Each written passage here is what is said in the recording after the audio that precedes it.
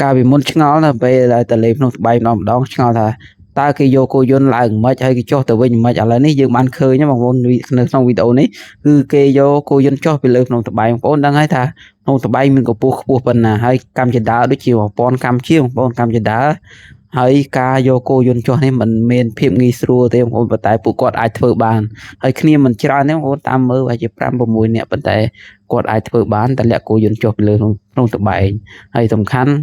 គាត់មានបច្ចេកទេសហើយយើងសរសើរគាត់ទៅដែលគាត់អាចធ្វើបានអាមេរិកមិនទាន់អាចធ្វើបានបងប្អូនតែខ្មែរយើងអាចធ្វើបានហើយมันងាយទេបងប្អូនការយក